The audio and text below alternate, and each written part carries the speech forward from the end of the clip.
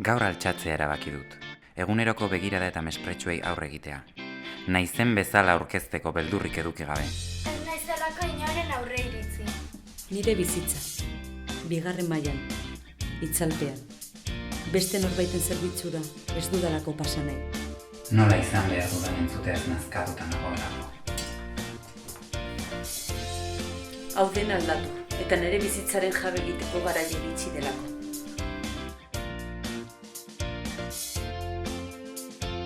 Beldurri gabe bizi nahi dudalako. Harriz betetako gure motxilak ustutzeko momentua iritsi da. Rolak aldatzeko unea. Eskubideak errespetatzeko ordua. Gustu motxilak. Guztu motxilak. Eta bete parekidetasunez.